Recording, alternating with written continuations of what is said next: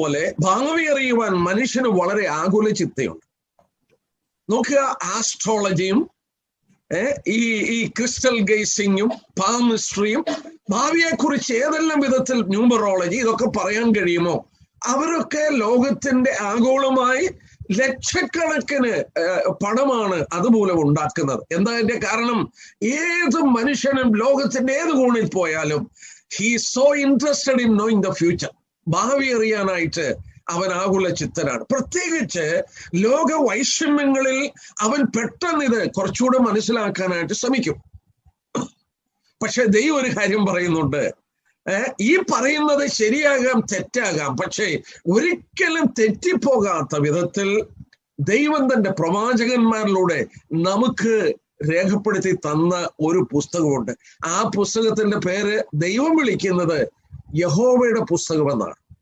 ഇംഗ്ലീഷിൽ വായിച്ചാൽ book of the Lord എന്നാണ്. ആ ലോർഡ് എന്നുള്ള വാക്ക് ക്യാപിറ്റലോ ക്യാപിറ്റൽ ഡി, ക്യാപിറ്റലാണ് ആ അക്ഷരങ്ങൾ മുഴുവൻ. എന്താ അങ്ങനെ ഇടാൻ കാരണം? അതിന്റെ അക്ഷരികമായ ആശയം ദ ബുക്ക് ഓഫ് യഹോവ എന്നാണ്. യഹോവ. മാർട്ടിൻ ലൂതർ ഭാഷാന്തരം ചെയ്തപ്പോൾ ആ വാക്ക് അദ്ദേഹം അത് ലോർഡ് എന്നാക്കി, ക്യാപിറ്റൽ LORD എന്നുള്ള വാക്കാക്കി. ജർമ്മൻ ഭാഷയിലേക്ക് ഈ വേദപുസ്തകം വിവർത്തനം ചെയ്തപ്പോൾ, ഈ വാക്യം വിവർത്തനം ചെയ്തപ്പോൾ ബുക്ക് ഓഫ് ദ ലോർഡ് എന്നുള്ളതിന് കൊടുത്ത sentence book of the eternal one. യഹോവ എന്ന വാക്കിന്റെ അർത്ഥം നിത്യനായവൻ, the eternally existing God, നിത്യനായി നിലകൊള്ളുന്ന ദൈവം. എന്താ അതിന്റെ അർത്ഥം? മനുഷ്യന് സമയത്തിന് പരിധിയുണ്ട്. അവൻ ഇന്നലെയുള്ളതും ഇന്നുള്ളതും പറയാം, നാളെയുള്ളത് പറയാൻ നിവൃത്തിയില്ല. ഒരു കാര്യം ഓർത്തു നോക്കിയേ, 100 വർഷം കഴിയുമ്പോൾ, ഒരു 500 വർഷം കഴിയുമ്പോൾ ലോക ചരിത്രം എങ്ങനെയാണ്, രാഷ്ട്രീയ ഗതി എങ്ങനെയാണെന്ന് ഏത് മനുഷ്യന് പറയാൻ കഴിയും? ഒരു മനുഷ്യനും പറയാൻ കഴിയില്ല. എന്നാൽ 2000 വർഷങ്ങൾക്ക് മുമ്പാണ് ബൈബിളിന്റെ അവസാനത്തെ ഗ്രന്ഥം എഴുതി പൂർത്തീകരിച്ചത്. 2400 വർഷം മുമ്പ് പഴയ നിയമം എഴുതി പൂർത്തീകരിച്ചു. എന്റെ പ്രിയപ്പെട്ടവരോട് പറയട്ടെ, 2500 വർഷം മുമ്പ്, 2000 വർഷങ്ങൾക്ക് മുമ്പ് രേഖപ്പെടുത്തി വെച്ചത് നമ്മുടെ കൺമുമ്പിൽ നിവർത്തിക്കുന്നതിന്റെ കാരണം എന്താണ്? ഇത് രേഖപ്പെടുത്തി തന്നത് ദി എറ്റേണൽ എക്സിസ്റ്റിംഗ് ഗോഡ്, സമയത്തിന് അതീതനായ ഒരു ദൈവമാണ്. സമയത്തിന് അതീതനായ ദൈവം. അവന്റെ മുന്നിൽ ഒന്നും മറവല്ല. അവന് സർവജ്ഞാനിയാണ്. അവന് കാര്യങ്ങൾ മുമ്പ് കൂട്ടി അറിഞ്ഞ് നമുക്ക് വെളിപ്പെടുത്തി തന്നിരിക്കുന്നത് കൊണ്ട് ഈ പുസ്തകത്തിന് പേര് കൊടുത്തു യഹോവയുടെ പുസ്തകം.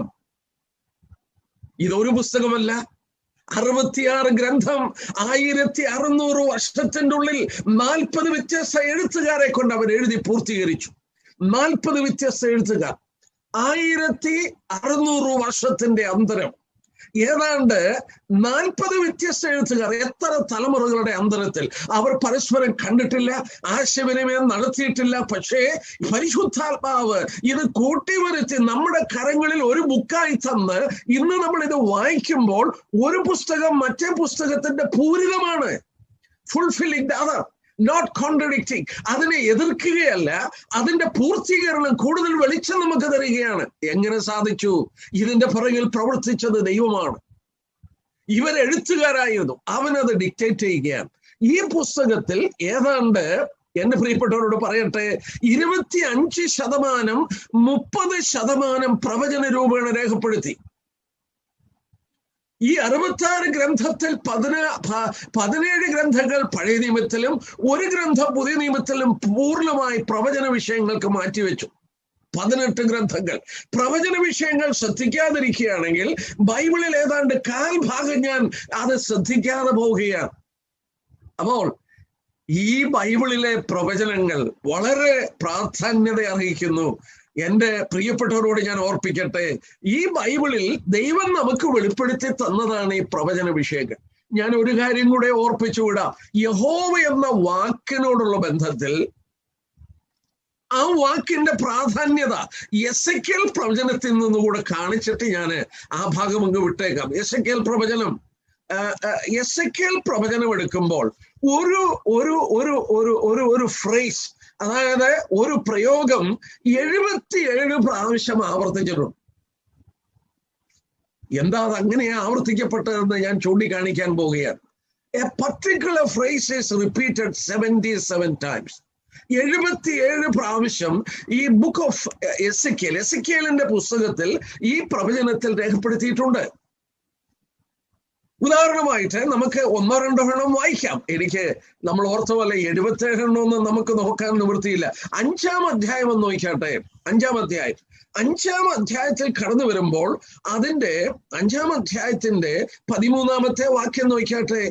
അങ്ങനെ എന്റെ കോപത്തിന് നിവൃത്തി വരും, ഞാൻ അവരോട് എന്റെ ക്രോധം തൃപ്തനാകും. എന്റെ ക്രോധം അവരിൽ നിവർത്തിക്കുമ്പോൾ യഹോവയായി ഞാൻ എന്റെ തീഷ്ണതയിൽ അതിനെ അരുളി ചെയ്തു എന്ന് അവർ അറിയും. Then you shall know that I am the Lord. ആ വാക്ക് നോക്കിയാട്ടെ. 6-ാം അധ്യായത്തിൽ വരുമ്പോൾ നമ്മൾ വീണ്ടും അത് വായിക്കുന്നുണ്ട്. അതിന്റെ 7-ാം വാക്യം, നിഹിതന്മാർ നിങ്ങളുടെ നടുവിൽ വീഴും, ഞാൻ യഹോവ എന്ന് നിങ്ങൾ അറിയും. 10-ാം വാക്യം, ഞാൻ യഹോവ എന്ന് നിങ്ങൾ അറിയും. 14-ാം വാക്യം, ഞാൻ അവരുടെ നേരെ കൈ നീട്ടി അവരുടെ സകല സംസ്ഥാനങ്ങളിലും ദേശത്തെ തിബ്ല മരുഭൂമിയേക്കാൾ അധികം നിർജ്ജനവും ശൂന്യമാക്കും. അപ്പോൾ ഞാൻ യഹോവ എന്ന് അവരറിയും. Then you shall know that I am the Lord. 77 പ്രാവശ്യം ആ വാക്ക് എസെക്കിയേലിൽ ആവർത്തിച്ചിട്ടുണ്ട്. എന്തിനാ അത് ആവർത്തിച്ചത്? എന്റെ പ്രിയപ്പെട്ടവർ, അതിൽ ഓരോ സന്ദർഭം എടുത്ത് നോക്കിയാട്ടെ. യഹോവ എന്ന് നിങ്ങൾ അറിയും. യഹോവ എന്ന വാക്കിന്റെ അർത്ഥം നിത്യനായി നിലകൊള്ളുന്ന ദൈവം എന്നാണ്. ഒരു കാര്യം സംഭവിക്കുന്നതിന് മുമ്പ് ദൈവം പറയുകയാണ് അവരോട്. ഉദാഹരണമായിട്ട് 14-ാം വാക്യം, 6-14, പാലും തേനും ഒഴുകുന്ന കനാൻ ദേശം, ആ ദേശം റിബ്ല മരുഭൂമിയെക്കാട്ടിൽ ഞാൻ നിർജ്ജനവും ശൂന്യമാക്കും. നഗവും മരുഭൂമിയിലെ ഒരു പ്രദേശമാണ്. ഞാൻ അതുപോലെ ശൂന്യമാക്കി തീർക്കുമ്പോൾ then you will know that I am the Lord. ഒരു കാര്യം സംഭവിക്കുന്നതിന് മുമ്പ് ദൈവം അത് സംഭവിക്കുമെന്ന് രേഖപ്പെടുത്തുകയാണ്. പിന്നെ അപ്പോൾ നിങ്ങൾ അറിയും ഞാൻ യഹോവയാണെന്ന് നിങ്ങൾ അറിയും. ഒന്ന് ശ്രദ്ധിച്ചു നോക്കിയേ. ആ പ്രയോഗം 77 പ്രാവശ്യം ഈ എസെക്കിയേലിൽ ആവർത്തിച്ചിട്ടുണ്ട്. ഞാൻ എന്താ ഓർപ്പിച്ചത്? ദൈവം മുമ്പ് കൂട്ടി നമ്മളോട് പറയുകയാണ്. നമ്മൾ എടുത്തിരിക്കുന്ന വിഷയം തന്നെ ഇസ്രായേലും ലോകരാഷ്ട്രങ്ങളും എന്നുള്ള വിഷയമാണ്. ഒരു വാക്യം ഒന്ന് ശ്രദ്ധിച്ചാട്ടെ. യെശയ്യാപ്രവചനം 41-ാം അധ്യായം എന്ന് എടുത്താട്ടെ. യെശയ്യാപ്രവചനം 41-ാം അധ്യായത്തിന്റെ 21 തൊട്ടുള്ള വാക്യം. അവിടെ നിങ്ങളുടെ വ്യവഹാരം കൊണ്ടുവരുവീൻ എന്ന് യഹോവ കൽപ്പിക്കുന്നു, നിങ്ങളുടെ ന്യായങ്ങളെ കാണിപ്പീൻ എന്ന് യാക്കോബിന്റെ രാജാവ് കൽപ്പിക്കുന്നു. അടുത്തത്, സംഭവിപ്പാനുള്ളത് അവർ കാണിച്ച് നമ്മോട് പ്രസ്താവിക്കട്ടെ, നാം വിവരിച്ച് അതിന്റെ അവസാനം അറിയേണ്ടതിന് ആദ്യകാര്യങ്ങൾ ഇന്നവയെന്ന് അവർ പ്രസ്താവിക്കട്ടെ, അല്ലെങ്കിൽ സംഭവിപ്പാനുള്ളത് നമ്മെ കേൾപ്പിക്കട്ടെ. അടുത്തത്, നിങ്ങൾ ദേവന്മാർ എന്ന് ഞങ്ങൾ അറിയേണ്ടതിന് മേലാൽ വരുവാനുള്ളത് പ്രസ്താവിപ്പീൻ. ഞങ്ങൾ മതി. എന്റെ പ്രിയപ്പെട്ടവരെ, ആ വാക്യം ഒന്ന് ശ്രദ്ധിച്ചാട്ടെ. ദൈവം ആ കാലത്ത് പ്രവാചകനിലൂടെ മറ്റ് ദേവന്മാരെ വെല്ലുവിളിക്കുകയാണ്. നിങ്ങൾ ദേവന്മാരെന്ന് അറിയേണ്ടതിന് വരുവാനുള്ളതൊന്ന് പ്രസ്താവിക്കുക. Declare the things that has to happen hereafter that we may know that you are gods. നിങ്ങൾക്ക് ആരംഭകാര്യങ്ങൾ പറയാൻ കഴിയുമോ? നിങ്ങൾക്ക് ഭാവിയെ കുറിച്ച് പറയാൻ കഴിയുമോ? നിങ്ങൾ ദൈവമാണെങ്കിൽ ഒന്ന് പറഞ്ഞാട്ടെ. ദൈവം വെല്ലുവിളിക്കുകയാണ്. ഞാൻ ഒരു കാര്യം പറഞ്ഞോട്ടെ. ഈ ദിവസങ്ങളിൽ പഠിക്കുന്ന പ്രവചന വിഷയങ്ങളോട് ബന്ധത്തിൽ ഞാൻ പറയട്ടെ. വിശുദ്ധ വേദപുസ്തകത്തിൽ മാത്രമേ ഉള്ളൂ പ്രവചനം. ലോകത്തിൽ അനേക ഗ്രന്ഥങ്ങളുണ്ട്. എന്നെ കേൾക്കുന്നവരോട് പറയട്ടെ, ലോകം മുഴുവൻ പുസ്തകങ്ങളാണ്, മതഗ്രന്ഥങ്ങളും മറ്റ് ഗ്രന്ഥങ്ങളുമാണ്. എന്നാൽ വേദപുസ്തകത്തിന്റെ, ബൈബിളിന്റെ, യഹോവയുടെ പുസ്തകം എന്നറിയപ്പെടുന്ന ബൈബിളിന്റെ പ്രത്യേകതയാണ് ഇതിൽ രേഖപ്പെടുത്തിയ പ്രവചന വിഷയങ്ങൾ. 2000 വർഷങ്ങൾക്ക് മുമ്പ് ഈ പുസ്തകം എഴുതി പൂർത്തീകരിച്ച ശേഷം പിന്നീടൊന്നും ദൈവം ഇതിനകത്ത് കൂട്ടിയിട്ടില്ല. എന്നാൽ ആ പുരാതന കാലത്ത് തന്നെ ദൈവം പറഞ്ഞു എന്ത് സംഭവിക്കും ഭാവിയിൽ. കാരണം എന്താ? അങ്ങനെ പറയണമെങ്കിൽ അവൻ നിത്യനായ ദൈവമാണ്, സമയത്തിന് അതീതനായ ദൈവമാണ്. അതുകൊണ്ടാണ് തിരുവചനത്തിൽ വായിച്ചത്, നിങ്ങളുടെ യഹോവയുടെ പുസ്തകം, the book of the Lord, the eternal one, അവന്റെ പുസ്തകത്തിൽ അന്വേഷിച്ചു നോക്കുക. നിങ്ങൾക്കത് ഗ്രഹിപ്പാൻ കഴിയും. എന്റെ പ്രിയപ്പെട്ടവരോട് ഞാൻ ഓർപ്പിക്കട്ടെ, ഇസ്രായേലിനെ കുറിച്ചും ലോകരാഷ്ട്രങ്ങളെ കുറിച്ചും എവിടെയാണ് അന്വേഷിക്കേണ്ടത്? രാഷ്ട്രീയക്കാരുടെ അടുക്കലല്ല, ഭാവി പറയുന്നവരുടെ അടുക്കലല്ല. ആരുടെ അടുക്കൽ പോകണം? നിങ്ങള് എന്റെ പുസ്തകത്തിൽ അന്വേഷിച്ച് വായിച്ചു നോക്കുവാൻ സ്വർഗത്തിലെ ദൈവം നമ്മോട് പറഞ്ഞു. യെസ്, 45 യെശയ്യാവ് 45:11 വായിച്ചാട്ടെ. പല വാക്യങ്ങൾ എന്റെ മനസ്സിലൂടെ പോകുന്നു. ഞാന് അത് 1-2 കൂടെ പറഞ്ഞ് ഞാൻ നിർത്തിക്കൊള്ളാം. അതിന്റെ 11ാമത്തെ വാക്യം 40. യെസ്. ഇസ്രായേലിന്റെ പരിശുദ്ധനും അവന് നിർമ്മിച്ചവനുമായ യഹോവ ഇപ്രകാരം അരുളി ചെയ്യുന്നു, വരുവാനുള്ളതിനെ കുറിച്ച് എന്നോട് ചോദിപ്പിൻ. വരുവാനുള്ളതിനെ കുറിച്ച് എന്നോട് ചോദിപ്പിൻ. തിങ്സ് ടു ഹാവ് കം, വരാനുള്ള കാര്യങ്ങൾ എന്നോടാണ് ചോദിക്കേണ്ടത്. യെസ്, സ്വർഗത്തിലെ ദൈവത്തിന് മാത്രമേ, നമ്മൾ ഓർത്തതുപോലെ സമയത്തിന് അതീതനായ ദൈവത്തിന് മാത്രമേ അത് പറയാൻ കഴിയുള്ളൂ. ഞാന് ഇത് പറയുമ്പോൾ ഒരു കാര്യം ശക്തമായി എന്നെ കേൾക്കുന്നവരോട് ഞാൻ ഓർപ്പിച്ചു കൊള്ളട്ടെ. എന്തിനാണ് കർത്താവ്, ഞാൻ എടുത്തു വായിക്കുന്നില്ല, പ്രവചന വിഷയങ്ങൾ പറയുമ്പോൾ, ഉദാഹരണമായിട്ട് മത്തായിയുടെ സുവിശേഷം 24 അധ്യായത്തിൽ വരുമ്പോൾ ഒലിവുമല പ്രഭാഷണമാണ്. ആ ഒലിവുമല പ്രഭാഷണം മർക്കോസിലും ലൂക്കോസിലും രേഖപ്പെടുത്തിയിട്ടുണ്ട്. ഈ ഒലിവുമല പ്രഭാഷണത്തിൽ കർത്താവിന്റെ 2ാം വരവിനെ കുറിച്ച് ആവർത്തിച്ചു പറയുമ്പോൾ കർത്താവ് ഒരു കാര്യം ഊന്നി പറഞ്ഞു, ഉണർന്നിരുന്ന് പ്രാർത്ഥിക്കണം, ഉണർന്നിരുന്ന് പ്രാർത്ഥിക്കണം. ആ വാക്യം ഇംഗ്ലീഷിൽ വായിച്ചാൽ watch and pray, watch and പ്രേ. അതിന്റെ അർത്ഥം എന്താണ്? ഉറക്കളിച്ചിരുന്ന് പ്രാർത്ഥിക്കാനായിട്ടല്ല. ഉറക്കളിച്ചിരുന്ന് പ്രാർത്ഥിക്കുന്നത് നല്ലത് തന്നെ, അതല്ല അവിടുത്തെ വിഷയം. You watch. കർത്താവ് ആ ഭാവിയെ സംബന്ധിച്ചുള്ള കാര്യങ്ങളൊക്കെ വെളിപ്പെടുത്തുകയാണ്. അത്തി തളിർക്കുന്നത്, യഹൂദന്റെ മടങ്ങിവരും, ഇങ്ങനെയുള്ള കാര്യങ്ങളൊക്കെ രേഖപ്പെടുത്തിയിട്ട് കർത്താവ് പറഞ്ഞു വാച്ച് ആൻഡ് പ്രേ, നിങ്ങള് ശ്രദ്ധിച്ചിട്ട് പ്രാർത്ഥിക്കാൻ പറഞ്ഞു. ഞാനത് ഓർപ്പിക്കാൻ കാരണം എന്നാണെന്നറിയാമോ? ദൈവം ഭാവിയെ സംബന്ധിച്ച് പറയുക മാത്രമല്ല, യെരമ്യാവ് 1:12 നിങ്ങൾ എടുത്താൽ അവിടെ ദൈവം ഒരു കാര്യം പറയുന്നുണ്ട്, എന്റെ വചനം നിവർത്തിപ്പാൻ ഞാൻ ജാഗരിക്കുന്നു. ഇംഗ്ലീഷിൽ എങ്ങനെയാണ്? I am watching over my word to perform.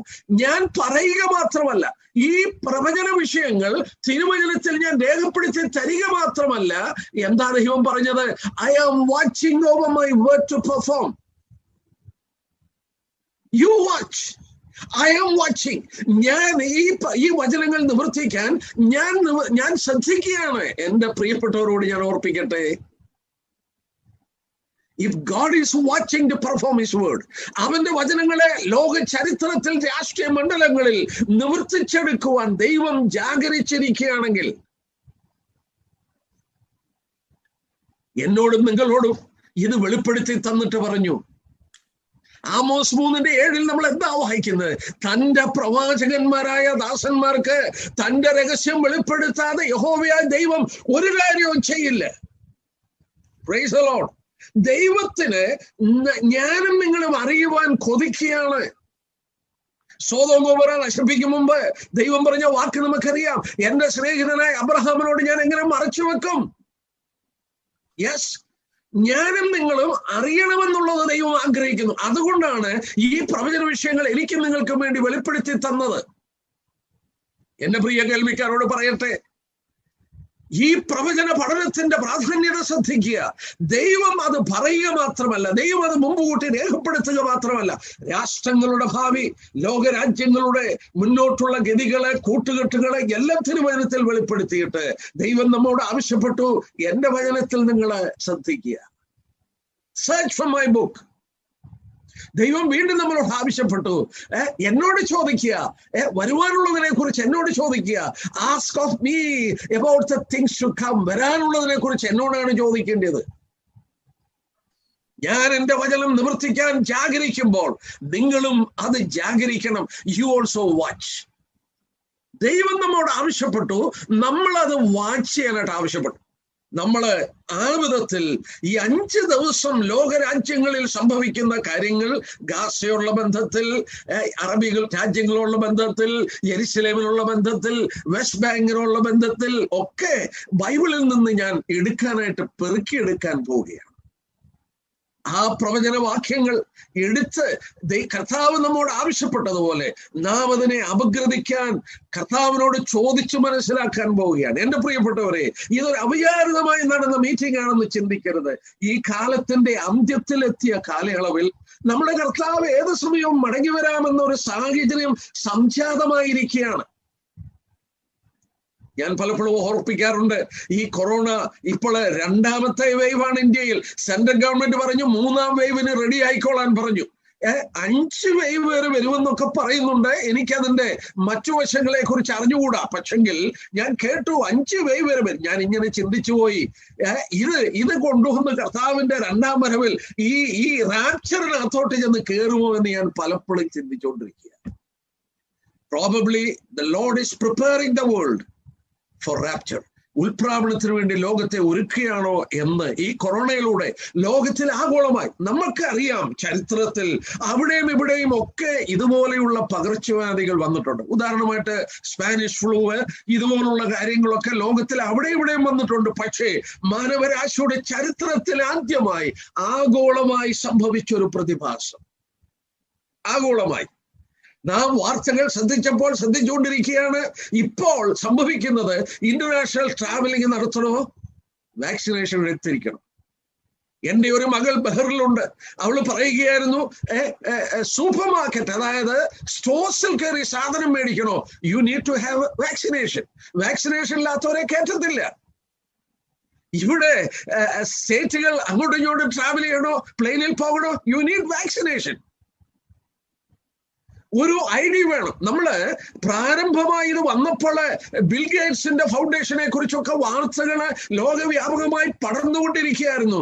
Bill Gates ഈ വാക്സിനേഷൻ ഫ്രീ ആയിട്ട് കൊടുക്കുക, പക്ഷേ ആ സന്ദർഭത്തിൽ ഓരോ ഐഡിയുടെ ആളുകൾക്ക് വേണം എന്നുള്ളതൊക്കെ പറഞ്ഞു. അതിന്റെ പുറകിലുള്ളതൊന്നും ഞാനിപ്പോൾ എടുക്കുന്നില്ല.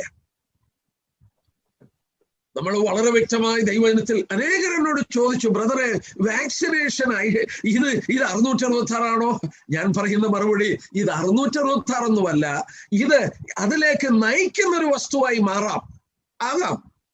ഇറ്റ് ക്യാൻ ബി, അറിയില്ല. കാരണം ഒരു ഐഡിയ വേണം എന്നുള്ളത് ഈ കൊറോണ വാക്സിനേഷൻ മൂലം ലോകത്തിൽ നിർബന്ധിതമായി എല്ലായിടത്തും. കേരളത്തിൽ മർത്തോമ കോളേജിൽ പഠിക്കുന്ന ഒരു വിദ്യാർത്ഥി, അവൻ ഫുട്ബോൾ പ്രേമിയാണ്. ഈ കഴിഞ്ഞ ദിവസം ഞാൻ ആ ന്യൂസ് കണ്ടപ്പോൾ അവനെ കുറിച്ചുള്ള ന്യൂസ് വരികയാണ്. ആ ന്യൂസിനകത്ത് അവനെ സ്പെയിനിലുള്ള ഒരു ക്ലബ് അവനെ ട്രെയിൻ ചെയ്യാൻ എടുത്തു. പക്ഷെ ഇപ്പോൾ അവൻ ഫേസ് ചെയ്യുന്നൊരു പ്രോബ്ലം, അവന് വാക്സിനേഷൻ കിട്ടിയിട്ടില്ല. വാക്സിനേഷൻ 40 ദിവസം മുമ്പ് എടുത്തവർക്കേ അങ്ങോട്ട് പോകാനൊക്കത്തുള്ളൂ. അവന് വളരെ ബുദ്ധിമുട്ടുന്നു. ഈ ട്രാവൽ ചെയ്യണമെങ്കിൽ ഇത് വേണമെന്നുള്ളത് നിർബന്ധിതമായി മാറുകയാണ്. You need an ID, you need an identification to travel internationally and domestically also. ഇത് ഷോപ്പിങ്ങിന് വരെ ഇപ്പോൾ ഈ ഐഡി വേണ്ടി വരികയാണ്. ഞാൻ ആ ഭാഗം അവിടെ നിർത്തട്ടെ. ഞാൻ പറഞ്ഞു വന്നത്, ഞാനും നിങ്ങൾ ജീവിക്കുന്ന ദിവസങ്ങൾ കർത്താവിന്റെ വരവിനെ ബന്ധപ്പെടുത്തുന്ന ഒരു ദിവസമാണ്. യെസ്, കാഹളം ധ്വനിക്കുവാനും നാം ഇവിടെ നിന്ന് മാറ്റപ്പെടാനും ഇനി അധിക സമയമില്ല. ഏത് സന്ദർഭത്തിലും അത് നടക്കുമെന്നുള്ളത് ലോകത്തിന്റെ സംഭവങ്ങൾ നമ്മളെ വിളിച്ചു പറയുന്നു, നമ്മളെ പ്രബോധിപ്പിക്കുന്നു. ഞാനും നിങ്ങളും വിശുദ്ധന്മാരാണ്, ഞാനും നിങ്ങളും കണ്ണു തുറന്നവരാണ്, ഞാനും നിങ്ങളും അന്ധകാരത്തെ അത്ഭുത പ്രകാശത്തിൽ വന്നവരാണ്. കർത്താവിന്റെ വരവ് കളനെ പോലെ സംഭവിക്കുമെന്നും പറഞ്ഞ ആളുകൾ ഇരിക്കുക. എന്റെ സഹോദരന്മാരെ, ബൈബിളിലെ കർത്താവിന്റെ വരവ് കളനെ പോലെയാണെന്ന് രേഖപ്പെടുത്തിയിട്ടില്ല. ഒന്നെടുക്കാൻ തെസ്സലോനിക്ക ലേഖനം പറയാനേ ഉദ്ദേശിച്ചില്ല, പക്ഷെ മനസ്സിൽ വന്നതുകൊണ്ട് ഞാൻ ആ കാര്യം ഒന്ന് എടുത്തേക്കാം. 1 തെസ്സലോനിക്കർ 5-ാം അധ്യായം നോക്കിക്കാട്ടെ. യെസ്, അതിന്റെ 5-ാം അധ്യായത്തിന്റെ 1-2 വാക്യം. സഹോദരന്മാരെ, കാലങ്ങളെയും സമയങ്ങളെയും കുറിച്ച് നിങ്ങളെ എഴുതി അറിയിപ്പാൻ ആവശ്യമില്ല. കള്ളൻ രാത്രിയിൽ വരും പോലെ കർത്താവിന്റെ നാൾ വരുന്നെന്ന് നിങ്ങൾ തന്നെ നന്നായി അറിയുന്നുവല്ലോ. അതെ, അത്രയും വായിച്ചിട്ട് പറയുക കർത്താവ് കളനെ പോലെ വരും, ഒന്നും അറിയത്തില്ലെന്നും പറഞ്ഞിരിക്കുക. എന്നാൽ അതിന്റെ 4-ാം വാക്യം ഒന്ന് വായിച്ചേ സിസ്റ്ററെ. 4-ാം വാക്യം നോക്കിയാട്ടെ. എന്നാൽ സഹോദരന്മാരെ, ആ നാൾ കള്ളൻ എന്ന പോലെ നിങ്ങളെ പിടിപ്പാൻ നിങ്ങൾ ഇരുട്ടിനുള്ളവരല്ല, നിങ്ങൾ എല്ലാവരും വെളിച്ചത്തിന്റെ മക്കളും പകലിന്റെ മക്കളുമാകുന്നു. മതി ഒന്ന് നോയിക്കാട്ടെ. രാത്രി കള്ളനെ പോലെ വരുന്നത് ഇരുട്ടിലുള്ളവർക്കാണ്, രക്ഷിക്കപ്പെടാത്തവർക്കാണ്. എന്റെ പ്രിയ സഹോദരി സഹോദരന്മാരെ, കർത്താവിന്റെ രണ്ടാം വരവ്, കർത്താവിന്റെ നാള് കള്ളനെ പോലെ സംഭവിക്കുന്നത് ഇരുട്ടിലുള്ളവർക്കാ, വെളിച്ചത്തിലുള്ളവർക്കല്ല. ഇവിടെ രേഖപ്പെടുത്തി എന്താ? എന്നാൽ സഹോദരന്മാരെ, ആ നാൾ കള്ളനെന്ന പോലെ നിങ്ങളെ പിടിപ്പാൻ നിങ്ങൾ ഇരുട്ടിലുള്ളവരല്ല. നിങ്ങൾ ആരാണ്? നിങ്ങളെ അത്ഭുത പ്രകാശത്തിലേക്ക് കൊണ്ടുവന്നവരാണ്, ഇരുട്ടിൽ നിന്ന് വിടുവിക്കപ്പെട്ടവരാണ്. നിങ്ങൾക്കിത് എങ്ങനെ സംഭവിക്കും? കർത്താവ് പറഞ്ഞത് ഓർമ്മയുണ്ടല്ലോ. ഇത് സംഭവിച്ചു തുടങ്ങുമ്പോൾ നിങ്ങളുടെ വീണ്ടെടുപ്പ് അടുത്തിരിക്കാൻ നിങ്ങളുടെ തലകളെ ഉയർത്തുവാൻ പറഞ്ഞു. എമൗസിലേക്ക് പോയ ശിഷ്യന്മാർ, അവരെ കർത്താവ് വിളിച്ചൊരു വാക്കുണ്ട്, ഓ ഫൂളിഷ് വൺസ്, അയ്യോ മന്ദബുദ്ധികളെ, മന്ദബുദ്ധികളെ. പ്രവാചകന്മാർ പറഞ്ഞത് വിശ്വസിക്കാഞ്ഞ മന്ദബുദ്ധികളെ. എന്താ കാരണം? യേശുക്രിസ്തുവിന്റെ ഒന്നാം വരവിനുള്ള ബന്ധത്തിൽ എന്റെ സഹോദരന്മാരെ 300-ലധികം പ്രവചനം നിവർത്തിക്കപ്പെട്ടു. ഒന്നുകൂടി ഞാൻ കടന്നു പറയാം. ദാനിയേലിന്റെ പുസ്തകം പഴയ നിയമത്തിൽ യഹൂദരുടെ കരങ്ങളിലുണ്ട്. അതിന്റെ 9-ാം അധ്യായം എടുത്ത് പഠിച്ചിരുന്നെങ്കിൽ, 70 ആഴ്ചപ്പെട്ട കണക്കുകൾ അവർ അറിഞ്ഞിരുന്നെങ്കിൽ, യെരുശലേം യഥാസ്ഥാനപ്പെടുത്തി പണിയുവാൻ കൽപ്പന കൊടുത്തത് മുതൽ അർത്ഥശിഷ്ട രാജാവ് യെരുശലേമിനെ പണിയുവാൻ കൽപ്പന കൊടുക്കുന്നത് നമ്മള് നെഹമ്യാവിന്റെ പുസ്തകത്തിൽ വായിക്കുന്നു. അവിടം തൊട്ട് അവർ എണ്ണിയിരുന്നെങ്കിൽ നമ്മൾ ആ ദാനിയേലിന്റെ പുസ്തകം 9-ാം അധ്യായത്തിൽ 69 ആഴ്ചവട്ടം കഴിയുമ്പോൾ അഭിഷിക്തൻ ഛേദിക്കപ്പെടും, യേശുക്രിസ്തുവിന്റെ ക്രൂശ് മരണം എന്നുള്ളത് അവിടെ വെളിപ്പെടുത്തിയിട്ടുണ്ട്. Have you noted it? Daniel 9-ൽ യേശുക്രിസ്തു എന്ന് ക്രൂശിക്കപ്പെടും, 69 ആഴ്ചവട്ടം കഴിയുമ്പോൾ അഭിഷിക്തൻ ഛേദിക്കപ്പെടും. യെസ്, അവർക്ക് പ്രവചനങ്ങളിലൂടെ തിരിച്ചറിയുവാൻ കഴിയുമായിരുന്നു. ക്രിസ്തുവിന്റെ ഒന്നാം വരവ് 300 പ്രവചനം നിവർത്തിക്കപ്പെട്ടു. ഞാൻ ഇന്ന് പ്രഭാതത്തിൽ നിങ്ങളോട് ചോദിക്കട്ടെ, ഒന്നാം വരവിൽ 300 പ്രവചനങ്ങളെ നിവർത്തിച്ചുകൊണ്ട് കർത്താവ് വന്നു എങ്കിൽ, എന്റെ പ്രിയപ്പെട്ട സഹോദരി സഹോദരന്മാരെ, അവന്റെ അന്ന് ഗ്രഹിക്കാഞ്ഞവരെ കർത്താവ് വിളിച്ചതെന്താ? അവൻ പ്രവചന വിഷയങ്ങളാണ്, അവനെ കുറിച്ച് രേഖപ്പെടുത്തിയതാണ് അവർക്ക് വ്യാഖ്യാനിച്ചു കൊടുത്തത്. കർത്താവരെ വിളിച്ചതെന്താ? അയ്യോ മന്ദബുദ്ധികളെ, ഓ ഫുളിഷ് വൺസ്, പ്രവാചകന്മാർ പറഞ്ഞതെല്ലാം വിശ്വസിക്കാഞ്ഞവരെ. കർത്താവിന്റെ ഒന്നാം വരവിൽ ഒരു പ്രവചനം ഉണ്ടെങ്കിൽ രണ്ടാം വരവിന് 3 പ്രവചനം, 1:3 ആണ് അതിന്റെ റേഷ്യോ. അവരെ അങ്ങനെ വിളിച്ചെങ്കിൽ ഇന്നത്തെ ക്രിസ്ത്യാനികളെ എന്ത് വിളിക്കും? ഏറിയ പങ്കാളികളും അന്ധതയിൽ ഇരിക്കുകയാണ്. അവരിതൊന്നും ഒരു അവഗണിച്ചുകൊണ്ട് ഇതൊന്നും അവർക്ക് പ്രശ്നമല്ല എന്നുള്ള രീതിയിൽ പോവുകയാണ്. എന്റെ പ്രിയപ്പെട്ടവരെ, ഇതോടുള്ള ബന്ധത്തിൽ ഞാൻ ചോദിച്ചു പറഞ്ഞുകൊള്ളട്ടെ. ബൈബിളിൽ നമ്മൾ എടുത്ത വിഷയം ഇസ്രയേലും ലോകരാഷ്ട്രവും. ഞാൻ ഒരു വാക്കിൽ, എനിക്ക് ആ രാജ്യത്തെ കുറിച്ച് പറയാൻ തുടങ്ങിയാൽ ഞാൻ ഈ 5 ദിവസമല്ല, അതിൽ കൂടുതൽ ഇവിടെ ഇരുന്നു കൊണ്ട് അവരെ കുറിച്ച് പറയും. കാരണം 45 വർഷത്തിൽ കൂടുതലായി അവരോടുള്ള ബന്ധത്തിൽ പ്രവചനങ്ങൾ ഞാൻ ശ്രദ്ധിക്കാൻ തുടങ്ങി. സ്വർഗത്തിലെ ദൈവം കനിഞ്ഞ് എന്നെ അനേക പ്രാവശ്യം ആ രാജ്യത്ത് കൊണ്ടുപോയി. നേരിട്ട് കണ്ടും തിരുവചനം പരിശോധിച്ചും അവരെ കുറിച്ചുള്ള പ്രവചന വിഷയങ്ങളുടെ നിവൃത്തികളും മറ്റും അനേക ആവർത്തി ഞാൻ ശ്രദ്ധിക്കുകയും പഠിക്കുകയും ചെയ്തു. ദൈവം എന്നെ ഈ വിഷയങ്ങൾ ലോക ജനതയോട് ഒന്ന് ബോധം വരുത്തി കൊടുപ്പാൻ ദൈവം എന്നെ ഒരുക്കി വിളിച്ചു, പ്രിപ്പയർ ചെയ്തുവെന്ന് 100% ഞാൻ വിശ്വസിക്കുന്നു. ഞാൻ ഒരു വാക്ക് പറഞ്ഞ് ഞാൻ അവിടെ വിടാം.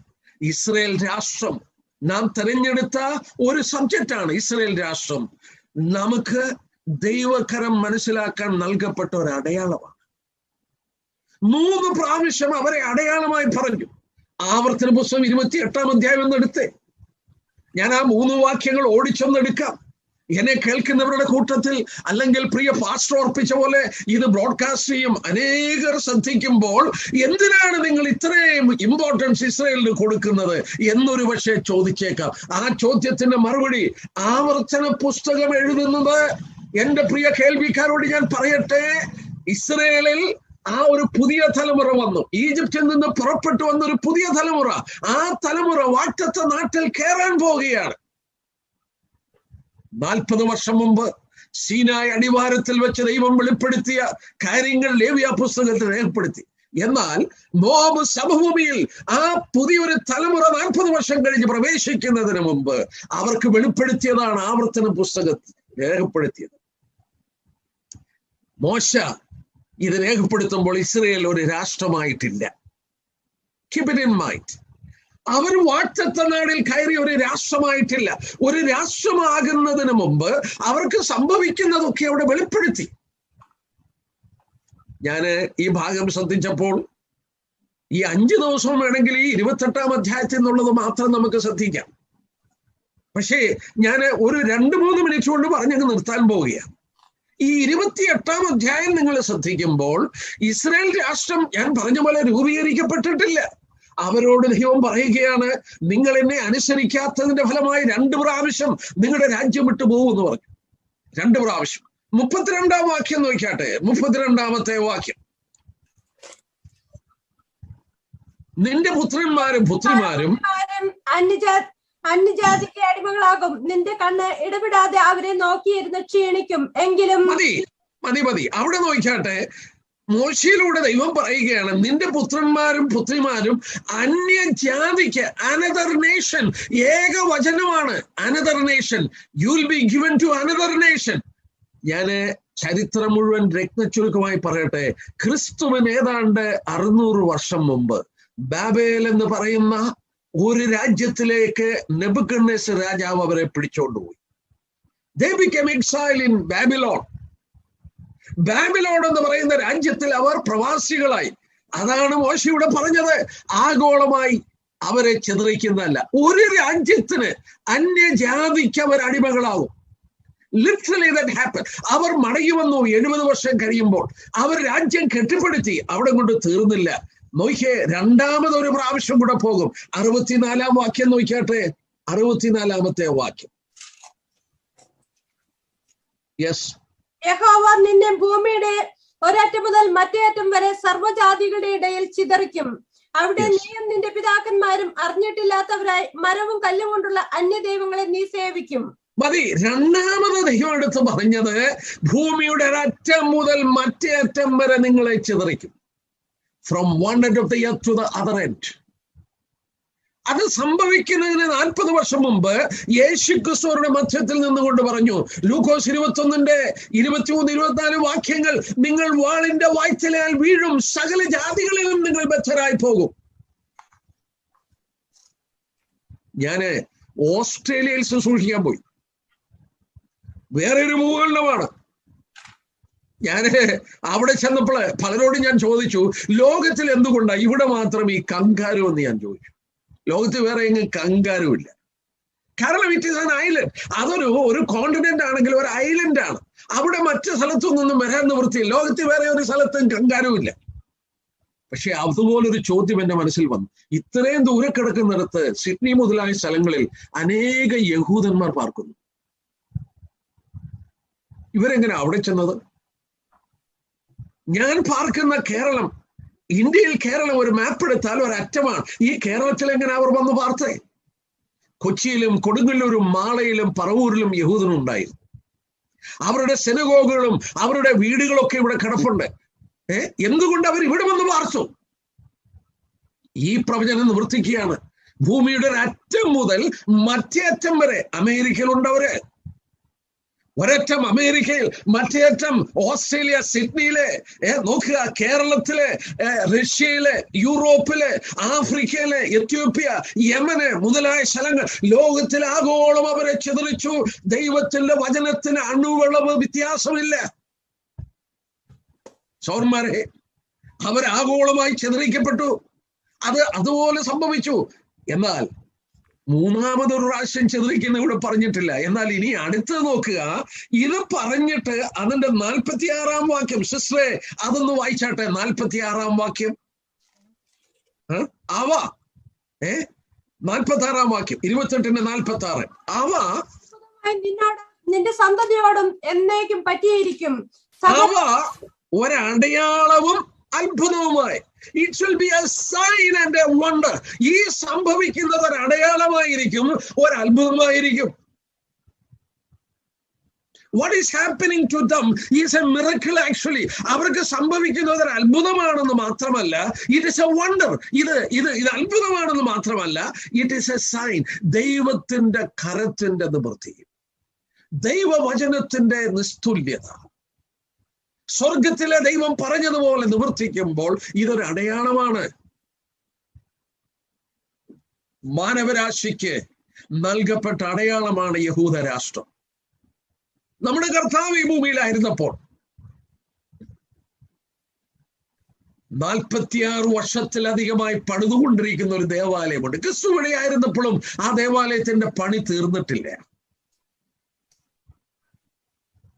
അതിന്റെ കല്ലുകളൊക്കെ ഭീമമായ കല്ലുകളാണ്. യേശുക്രിസ്തുവിന്റെ കാലത്തിലെ കല്ലുകൾ നിങ്ങൾക്ക് കാണണമെങ്കിൽ നിങ്ങൾ ഇസ്രായേൽ സന്ദർശിക്കുകയാണെങ്കിൽ വിലാപ മതിലിന്റെ അടിയിലൂടെ ഒരു തുരങ്കം യഹൂദൻ ഉണ്ടാക്കി വെച്ചിട്ടുണ്ട്. ആ തുരങ്കത്തിൽ കയറിയെങ്കിലേ അന്നത്തെ കാലത്തെ ആ വലിപ്പമേറിയ കല്ലുകളൊക്കെ കാണാൻ കഴിയുള്ളൂ. എന്റെ കരമിങ്ങനെ ഞാൻ നീട്ടി ഒരു കല്ല് ഞാൻ അളന്നു, ഏതാണ്ട് 8 or 9 പ്രാവശ്യം ഇങ്ങനെ കരം നീട്ടി. 24 അടിയിൽ കൂടുതൽ നീളമുള്ള കല്ലുകൾ, ഭീമമായ കല്ലുകൾ. ഇതെങ്ങനെ കൊണ്ടുവന്ന് ഒന്നിന്റെ മേൽ കൃത്യമായി അടുക്കി വെച്ചു എന്നുള്ളത് എനിക്ക് അറിഞ്ഞുകൂടാ. ഈ റീറ്റേണിങ്, ഈ വിലാപ മതിലിന്റെ റീറ്റേണിങ് വോളിന്റെ അടിഭാഗമാണത്. ബാക്കി ദേവാലയമൊന്നുമില്ല. കർത്താവ് പറഞ്ഞു, കല്ലിന്റെ മേൽ കല്ല് ശേഷിക്കില്ല. ഈ യഹൂദ ശിഷ്യന്മാർ വന്ന് ചോദിച്ചു, അതെപ്പോഴാണ് സംഭവിക്കുന്നത്? നിന്റെ വരവിനും ലോകാവസാനത്തിനും അടയാളം എന്തെന്ന് പറഞ്ഞിരണമെന്ന് പറഞ്ഞു. ഒറ്റ വാക്കിൽ ഞാൻ അവിടെ നിർത്തുകയാണ്. അടയാളങ്ങൾ എന്നല്ല ചോദിച്ചത്. മത്തായിയുടെ സുവിശേഷം 24-ാമത്തെ വാക്യത്തിൽ വരുമ്പോൾ അതിന്റെ 3-ാം വാക്യത്തിന്റെ അവസാനം, നിന്റെ വരവിന് ലോകാവസാനത്തിനും അടയാളം. അറിഞ്ഞോ അറിയാതെ അവർ ചോദിച്ചത് ഒരടയാളമാണ്. കർത്താവ് എത്ര അടയാളം കൊടുത്തു? ഒരടയാളം കൊടുത്തു. ഏതാണ് അടയാളം? 32 തൊട്ടുള്ള വാക്യം. അത്തിയെ നോക്കി നിങ്ങൾ ഒരു ഉപമ പഠിക്കണം. അതിന്റെ കൊമ്പിലതാ ഇല തളിർക്കുമ്പോൾ വേനലെടുക്കെന്നറിയാം. അങ്ങനെ നിങ്ങൾ കാണുമ്പോൾ ഞാൻ അടുക്കലാണെന്ന് അറിഞ്ഞോളാൻ പറഞ്ഞു. ഈ അത്തിവൃക്ഷം എന്താണ്? ഇസ്രായേൽ രാഷ്ട്രമാണ്. അത് ഇസ്രായേൽ രാഷ്ട്രമാണെന്നും മറ്റും തെളിയിക്കാൻ ഞാൻ ഒരു ക്ലാസ് എടുത്താൽ ഒരു ക്ലാസ് പോകും. അതുകൊണ്ട് ഞാൻ അവിടെ വിട്ടിട്ട് സംശയമുള്ളവർക്ക് വേണ്ടി ഒരു വാക്യം പറയാം. യോവേൽ പ്രവചനം വായിക്കണമെന്നില്ല. 1-ാം അധ്യായത്തിന്റെ 6-7 വാക്യം. യോവേൽ 1-ന്റെ 6-7 വാക്യം. ശക്തിയുള്ള ഒരു സൈന്യം എന്റെ ദേശത്തിന് നേരെ, എന്റെ ദേശം എന്ന് ദൈവം പറഞ്ഞാൽ അത് യഹൂദ രാഷ്ട്രമാണ്. എന്റെ അത്തിവൃക്ഷത്തെ ഓടിച്ചു. എന്റെ ദേശം, എന്റെ അത്തിവൃക്ഷം. യോവേൽ 1-ന്റെ 6-7 വാക്യം. എന്റെ അത്തിവൃക്ഷത്തെ ഓടിച്ചു, എന്റെ ദേശം. എല്ലാ പ്രിയപ്പെട്ടവരെ, ഇസ്രായേലിലെ തളിർക്കുന്ന നിങ്ങൾ കാണും. അത് കണ്ടാൽ ഞാൻ അടുക്കലാണെന്ന് അറിയാൻ പറഞ്ഞു. ഇസ്രായേലിന്റെ ദൈവം കർത്താവിനോട് ശിഷ്യന്മാർ ചോദിച്ച ചോദ്യത്തിന് കൊടുത്ത അടയാളം യഹൂദനാണെന്നുള്ളത് പ്രത്യേകം ഓർക്കുക. 3-മതൊരു ഭാഗം കൂടെ ഞാനൊന്ന് കാണിച്ചോട്ടെ. വെളിപ്പാട് പുസ്തകം 12-ാം അധ്യായം എടുത്താട്ടെ. Revelation chapter 12. അവിടെ ഇങ്ങനെയാണ് വായിക്കുന്നത്, സ്വർഗത്തിൽ വലിയൊരടയാളം. ഇതൊരു സ്ത്രീയാണല്ലോ. ക്ഷമിക്കണേ, പലരും ധരിക്കുന്നത് ഇത് കന്യാമറിയമാണെന്ന്. അല്ല പ്രിയപ്പെട്ടവരെ, അല്ല, ഇത് കന്യാമറിയമല്ല. പിന്നെന്തിനാ ഇവിടെ സ്ത്രീ ഇസ്രായേലാണെന്ന് പറയുന്നത്? ഞാൻ ചോദിച്ചോട്ടെ, യെശയ്യാ 9-ന്റെ 6 നിങ്ങളൊന്ന് വായിച്ചു നോക്കി. പ്രവാചകൻ എന്താ പറയുന്നത്? നമുക്ക്, ബഹുവചനമാണ്, നമുക്ക് ഒരു ശിശു നൽകപ്പെട്ടു. യേശു ക്രിസ്തുവിന്റെ ജന്മമാണ്. നമുക്കൊരു ശിശു, unto us a son is born. നമ്മള് റോമർ 9-ന്റെ 5 പൗലോസ് പറയുന്നുണ്ട്, ജഡപ്രകാരവും ക്രിസ്തു അവരിൽ നിന്നാണ് ജനിച്ചത്. ലോകത്തിൽ ഇസ്രായേലിന് ജന്മം കൊടുത്ത രാജ്യമാണ് യഹൂദൻ. ആ യഹൂദ സ്ത്രീയാണ്, യഹൂദനെ ഒരു സ്ത്രീയായിട്ട് ഇവിടെ കാണിച്ചിരിക്കുന്ന ഒരു അടയാളമാണ്. അവരെ കുറിച്ച് രേഖപ്പെടുത്തി സ്വർഗത്തിലെ വലിയ അടയാളം.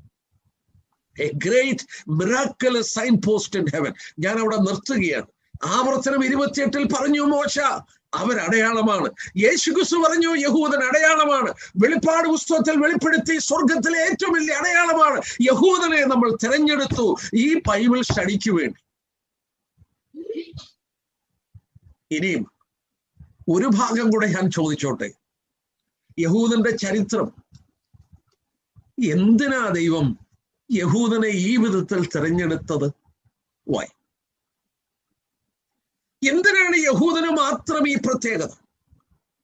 അനേക സ്ഥലങ്ങളിൽ എന്നോട് ചോദിച്ചിട്ടുണ്ട്. ഞാൻ മലേഷ്യയിൽ ഇന്ന് ഓർക്കുന്നു, ശുശ്രൂഷിക്കാൻ പോയപ്പോൾ ചൈനീസ് ഒറിജിൻ ബിലീവേഴ്സ് ധാരാളം പേര് അവിടെയുണ്ട്.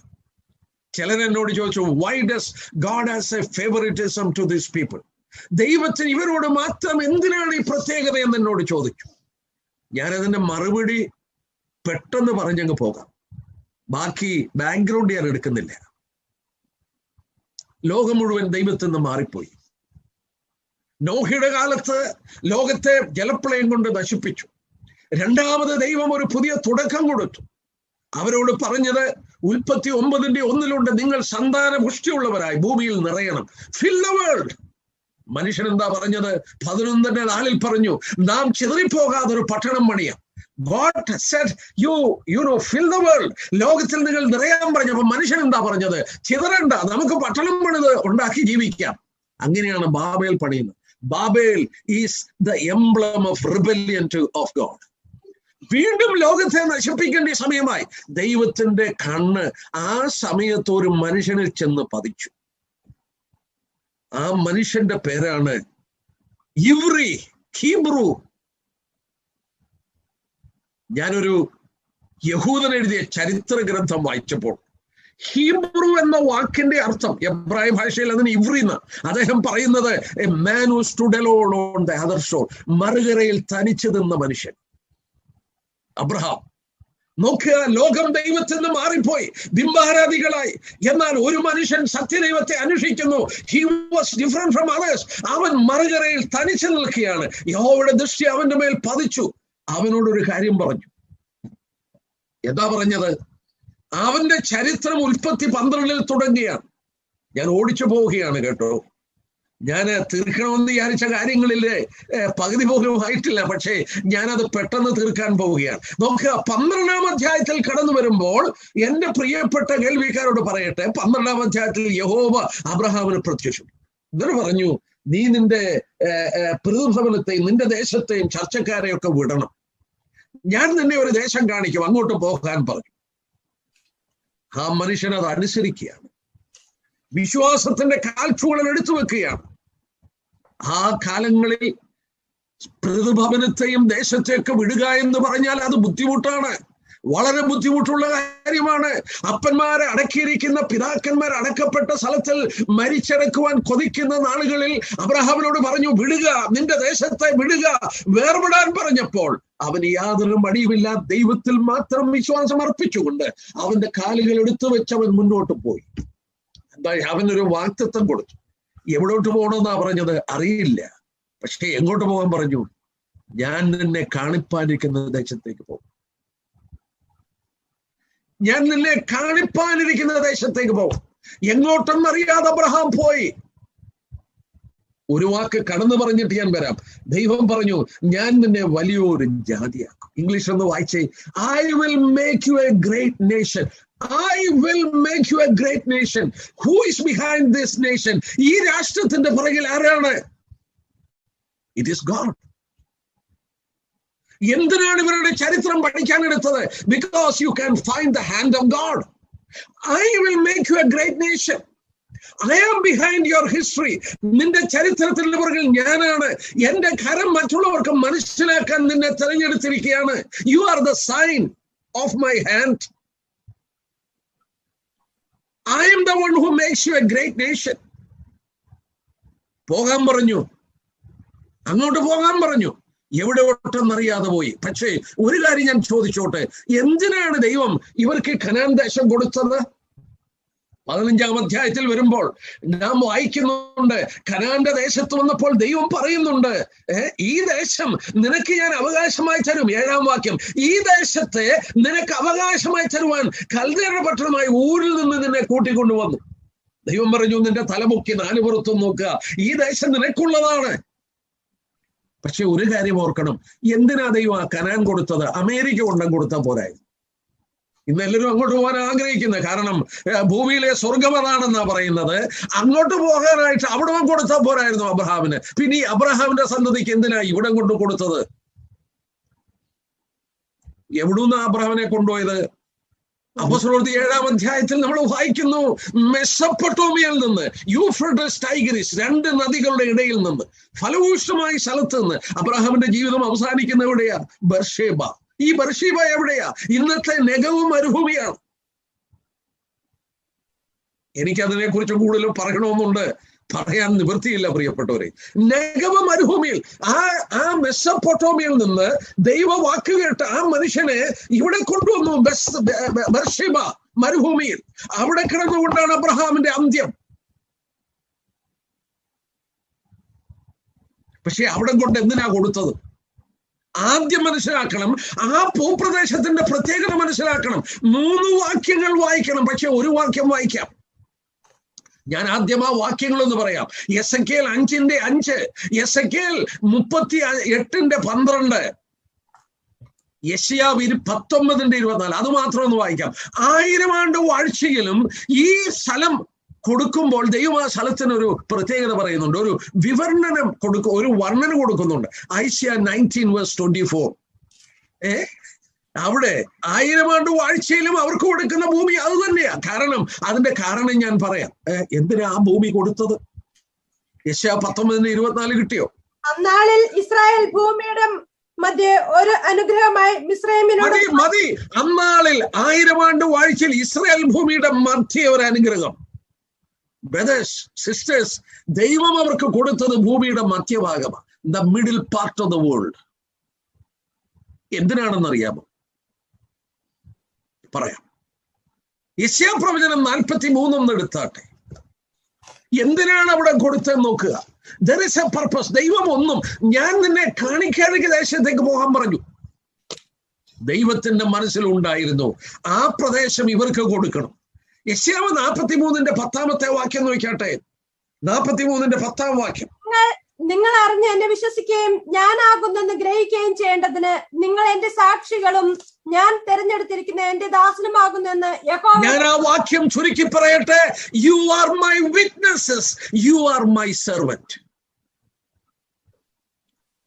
കണ്ടോ? 12-ാം വാക്യത്തിലുണ്ട്, വായിക്കണമെന്നില്ല, അവിടെയും വായിക്കുന്നുണ്ട്, നിങ്ങൾ എന്റെ സാക്ഷികളാണ്. 44:8 എടുത്താൽ അവിടെയും വായിക്കുന്നുണ്ട്, നിങ്ങൾ എന്റെ സാക്ഷികളാണ്. You are my witness. ലോകത്തിന്റെ നടുക്ക് കൊണ്ടുവന്ന് ആ സ്ഥലം അവർക്ക് പെർമനന്റിലേക്ക് കൊടുത്തിട്ട് അവിടെ നിന്ന് ദൈവത്തിന്റെ പ്രകാശം ലോകത്തിന്റെ 4 കോണിലേക്കും പകരുവാൻ, ഏകസത്യ ദൈവത്തെ കുറിച്ച് പഠിപ്പിക്കുവാൻ. സൗന്മാരെ, എന്റെ സഹോദരി, ആ ഉൽപ്പത്തി 18 കടന്നു വന്നാട്ടെ. എളുപ്പം. ഉൽപ്പത്തി പുസ്തകം 18-ാം അധ്യായം ദൈവം ആഗ്രഹിച്ചതൊന്ന് നോക്കിയാട്ടെ. Genesis chapter 18.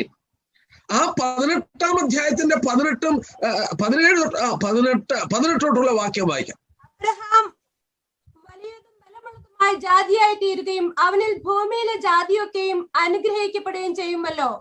അടുത്ത വാക്യം. യെസ്. യഹോവ അബ്രഹാമിനെ കുറിച്ച് അരുളി ചെയ്തത് അവന് നിവർത്തിച്ചു കൊടുപ്പാൻ തക്കവണ്ണം അബ്രഹാം തന്റെ മക്കളോടും തനിക്ക് പിമ്പുള്ള കുടുംബത്തോടും നീതി ന്യായവും പ്രവർത്തിച്ചുകൊണ്ട് യഹോവയുടെ വഴിയിൽ നടപ്പാൻ കൽപ്പിക്കേണ്ടതിന് ഞാൻ അവനെ തെരഞ്ഞെടുത്തിരിക്കുന്നു. ഞാൻ എന്തിനാണ് അവനെ തെരഞ്ഞെടുത്തത്? അവനെ തെരഞ്ഞെടുത്തത് ദൈവത്തിന്റെ നീതിയും ന്യായവും, righteousness and justice of God. നീയും നിന്റെ മക്കളും പഠിച്ച് അതനുസരിച്ച് ലോകത്തിന്റെ മധ്യത്തിൽ എന്റെ സാക്ഷികളായി എന്റെ വചനം പരത്തുന്നവരായിരിക്കണം. They have been chosen with a purpose. പ്രിയപ്പെട്ട നിങ്ങളോട് ഞാൻ പറയട്ടെ, ഏകസത്യ ദൈവത്തെ കുറിച്ച് എന്റെ മനസ്സ് കടന്നു പോകുന്നു പല വാക്യങ്ങളിൽ. ദാനിയേലിന്റെ പുസ്തകം 6-ാം അധ്യായത്തിന്റെ ആവർത്തന പുസ്തകം 6:4 നിങ്ങൾ കേട്ട് കാണും. യഹൂദൻ എന്നും രാവിലെയും വൈകിട്ടും പ്രാർത്ഥിക്കും. ഭക്തന്മാരായ യഹൂദൻ. ആ പ്രാർത്ഥനയ്ക്ക് പറയുന്ന പേരാണ് ക്ഷമ. SHEMA, ക്ഷമ. ക്ഷമ എന്ന് പറഞ്ഞാൽ അവര് രാവിലെയും വൈകിട്ടും നടത്തുന്ന പ്രാർത്ഥനയാണ്.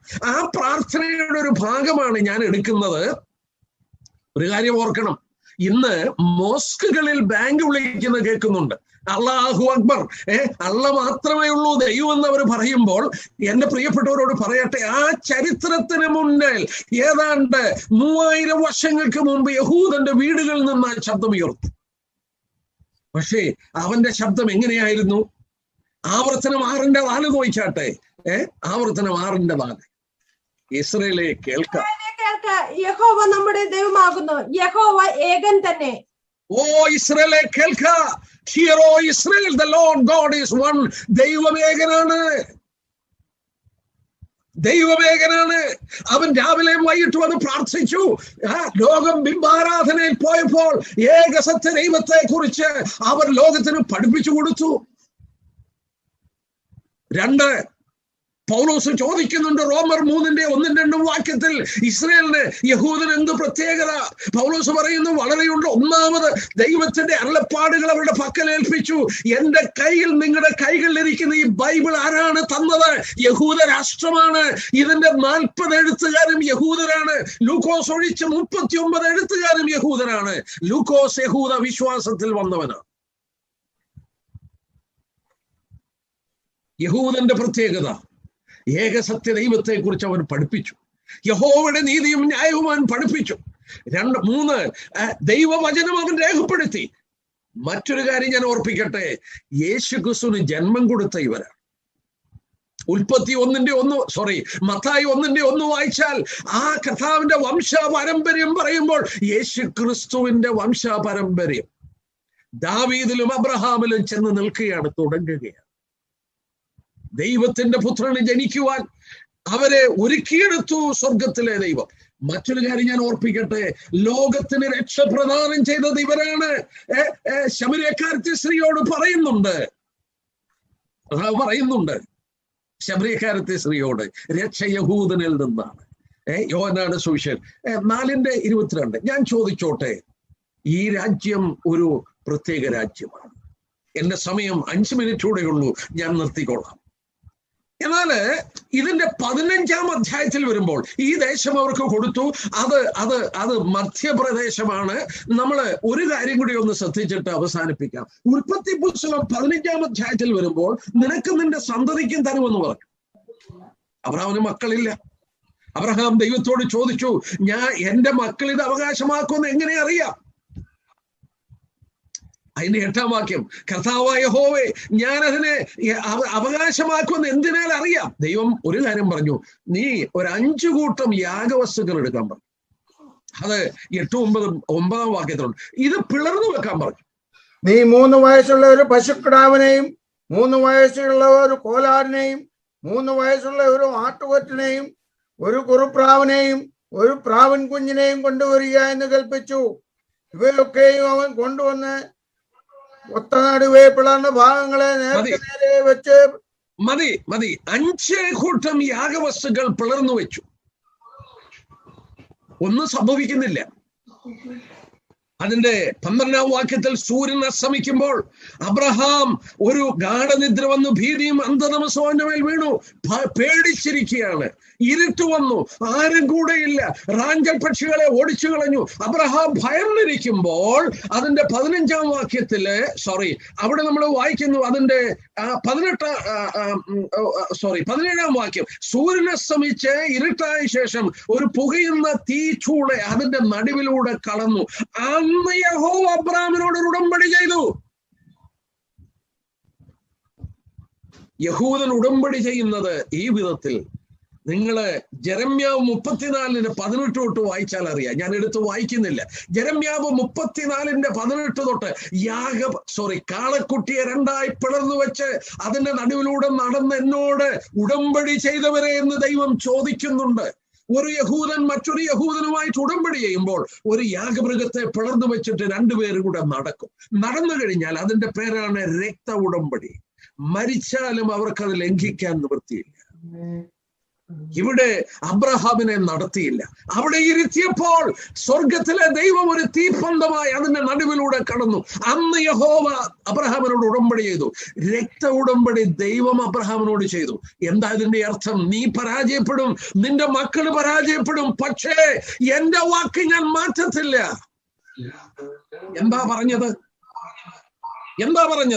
അതിന്റെ 18-ാം വാക്യം എടുത്താൽ, അന്ന് യഹോവ അബ്രാഹാമിനോട് ഒരു നിയമം ചെയ്തു, ഞാൻ മിസ്രയീം നദിയായ നിന്റെ സന്തതി ഞാൻ മിസ്രയീം നദി തുടങ്ങി ഫ്രാത്ത് നദിയായ മഹാനദി വരെയുള്ള ഈ ദേശം മതി ആ ദേശം തന്നിരിക്കുന്നു. ഈജിപ്തിലൂടെ ഒഴുകുന്ന നദി മുതൽ യൂഫ്രട്ടസ് നദി വരെയുള്ള സ്ഥലം തന്നിരിക്കുന്നു. എന്റെ സഹോദരന്മാരെ, ഒരു മാപ്പ് എടുത്തു നോക്കി. ലെബനോന്റെ പ്രദേശം, സിറിയയുടെ പ്രദേശം, ഇറാഖിന്റെ പ്രദേശം, ജോർദാന്റെ പ്രദേശം, ഈജിപ്തിന്റെ പ്രദേശം. എന്റെ പ്രിയപ്പെട്ടവരെ, ഈ രാജ്യങ്ങളുടെ പ്രദേശങ്ങളൊക്കെ ആർക്ക് കൊടുത്തു? ആര് കൊടുത്തു? നിത്യ ഉടമ്പടിയാൽ സ്വർഗത്തിലെ ദൈവം കൊടുത്തു. രക്ത ഉടമ്പടിയാൽ കൊടുത്തു. 17-ാം അധ്യായം എനിക്ക് എടുക്കണമെന്നുണ്ട്, നിവൃത്തിയില്ല. അവിടെ അവരോട് ദൈവം പറഞ്ഞു, ഈ അടയാളമായി അവിടെ ഒരു കാര്യം അവർ ചെയ്യണം. എന്താണെന്നറിയാമോ? അവര് അഗ്രചർമ്മം പരിശോധന ഏൽക്കണം. ഈ പരിശോധന ദൈവം അവരുമായിട്ടുള്ള ഉടമ്പടിയുടെ അടയാളമാണ്. ആ ഉടമ്പടിയിൽ ഈ ദേശം ഉൾപ്പെട്ടിട്ടുണ്ട്. നോക്കുക, ഈ ദേശം ഉൾപ്പെട്ടിട്ടുണ്ട്. ഒരു കാര്യം ഓർത്താട്ടെ, അവരുടെ ശരീരത്തിൽ വഹിക്കുന്ന പാടുണ്ടല്ലോ, ആ പാട് അവരെ ഓർപ്പിക്കുന്നു, ഈ ദേശം ഞങ്ങൾക്കുള്ളതാണ്. ഇത് രക്ത ഉടമ്പടിയാണ്. എന്താ ഇന്ന് മധ്യപൂർവ്വദേശത്ത് നടക്കുന്നത്? സ്വർഗത്തിലെ ദൈവം എന്താ നടക്കുന്നത്? ഞാൻ ഒരു വാക്കിൽ പറയട്ടെ, അവർക്ക് വാഗ്ദത്തം ചെയ്ത ഭൂമിയുടെ ഒരു ഭാഗമേ കൊടുത്തുള്ളൂ, ബാക്കി ഭാഗം കൊടുക്കാൻ പോവുകയാണ്. അതിന്റെ ബഹളമാണ് ഈ കേൾക്കുന്ന മുഴുവൻ. ഇന്ന് മധ്യപൂർവ്വദേശത്തിൽ നിങ്ങൾ കാണുന്ന പ്രശ്നങ്ങൾ മുഴുവൻ ഈ ക്രൈസിസ് ആണ്. ഈ ക്രൈസിസിലൂടെയാണ് ദൈവം ഇത് കൊടുക്കാൻ പോകുന്നത്. ഞാൻ ഒരു വാക്ക് പറഞ്ഞു നിർത്തട്ടെ. ഇസ്രയേലിന്റെ പ്രൈം മിനിസ്റ്റർ ആയിരുന്നു മെനഹാം ബെഗിൻ. അദ്ദേഹം പറഞ്ഞത് ഞാൻ കുറിച്ചു വെച്ചു. ലോകത്തില് UN ഇടപെടുന്നു. അമേരിക്കൻ പ്രസിഡന്റ് ഡൊണാൾഡ് ട്രംപ് യെരുശലേം അവരുടെ തലസ്ഥാനമായി പ്രഖ്യാപിച്ചു. ലോകരാജ്യങ്ങളിൽ പല രാജ്യങ്ങളും അവരെ തുടച്ചു കളയണം. ഞാൻ ഇങ്ങനെ ഓർത്തുപോയി. ഹാമാൻ എച്ചിൽ തുടങ്ങി, ഹിറ്റ്ലർ എച്ചിൽ തുടങ്ങി, ഹാമാസ് എച്ചിൽ തുടങ്ങി, ഹെസ്ബുള്ള എച്ചിൽ തുടങ്ങി. ഒന്ന് ആലോചിച്ച് നോക്കിയേ. ഹാമാന്, ഹിറ്റ്ലറ്, ഹാമാസ്, ഹെസ്ബുള്ള ഇവരൊക്കെ തുടച്ചു കളയാൻ ശ്രമിക്കുകയാണ്. ഇവരൊക്കെ തുടച്ചു കളയാ. ഇറാൻ പറഞ്ഞു, ഞങ്ങളുടെ ന്യൂക്ലിയർ ആയുധം ശരിയാക്കിയ അപ്പോൾ ഞങ്ങള് ഇത് വിലപേശിക്കോളാം. ഹിറ്റ്ലർ കൊണ്ടുവന്നു ഫൈനൽ സൊല്യൂഷൻ, ഇവരെ തുടച്ചു കളയണം. UN പറയുന്നു സ്ഥലം വിട്ടുകൊടുക്കണം. ഞാൻ എടുക്കാം. ബാരക് ഒബാമ മാറുന്നതിന് മുമ്പ് ഒരു പണി ചെയ്തിട്ട് പോയി. അദ്ദേഹം UN സെക്യൂരിറ്റി കൗൺസിലിൽ ഇസ്രയേലെ പിടിച്ചെടുത്ത സ്ഥലം വിട്ടുകൊടുക്കാൻ റെസൊല്യൂഷൻ പാസ്സാക്കിയിട്ടാണ് ബാരക് ഒബാമ തന്റെ പ്രസിഡൻസി വിട്ടുപോയത്. ഞാൻ ആ ഭാഗം എടുക്കാം. രാഷ്ട്രീയ കാര്യത്തിലേക്ക് നമ്മൾ വരികയാണ്. ഞാനൊരു പശ്ചാത്തലം എടുത്തു. പക്ഷേ മെനഹാം ബെഗിൻ ഒരു കാര്യം പറഞ്ഞു. Israel has the oldest document for its claim to this territory. The document are God's promise recorded in the writing. മെനഹാം ബെഗിൻ പറഞ്ഞു, ഇസ്രായേലിന്റെ കയ്യിൽ ലോകത്തിലെ ഏറ്റവും പഴയ ഡോക്യുമെന്റ് ഉണ്ട്. ആ ഡോക്യുമെന്റ് എന്ന് പറയുന്നത് സ്വർഗത്തിലെ ദൈവം എഴുതി തന്ന വാഗ്ദത്തങ്ങളാണ്. സ്തോത്രം. എന്റെ പ്രിയപ്പെട്ടവരെ, ലോകം മുഴുവൻ അവരെ എതിർത്താലും ഈ പ്രശ്നങ്ങളൊക്കെ ആവിർഭവിച്ചാലും ഞാൻ ഒരു കാര്യം പറഞ്ഞു നിർത്തട്ടെ. ദൈവം രക്ത ഉടമ്പടിയാൽ അബ്രഹാമിനും സന്തതിക്കും കൊടുത്ത സ്ഥലം, ആ സ്ഥലം ദൈവം ഇന്നവർക്ക് തിരിച്ചു കൊടുത്തോണ്ടിരിക്കുന്നു. ഇതൊരു വലിയ ക്രൈസിസിലേക്ക് പോകും. വലിയ ആ ക്രൈസിസിലൂടെ മാത്രമേ ഈ സ്ഥലങ്ങൾ അവർക്ക് കൊടുക്കുകയുള്ളൂ. നിങ്ങൾ ഓർക്കണം, ഇസ്രായേലിനെ ചുറ്റിക്കിടക്കുന്നത് 23 ഇസ്ലാമിക് രാജ്യങ്ങളാണ്. അവരുടെ ബദ്ധവൈരാഗികളാണ്. തിരുവചനത്തിൽ വായിക്കുന്നു, ചുറ്റുമുള്ളവർക്ക് ഞാനിതൊരു കപ്പ് ഓഫ് ഡ്രങ്കൺനെസ്, ഞാനിത് മദ്യത്തിന്റെ പാനപാത്രമാക്കി ആക്കും. സക്കറിയാവ് 12 വായിക്കുന്നു. നമ്മൾ ആ ഭാഗത്തിലേക്ക് കടക്കുന്നതിന് മുമ്പ് ഞാനിവിടെ നിർത്തട്ടെ. They are a special people and the land is a special land, center of the world, given to them by God by an eternal covenant, by a blood covenant. രക്ത ഉടമ്പടിയാൽ അത് കൊടുത്തതാണ്. ഇനി നമുക്ക് അവരുടെ രാഷ്ട്രീയ പ്രശ്നങ്ങളിലേക്ക് കടന്നു പോകാം.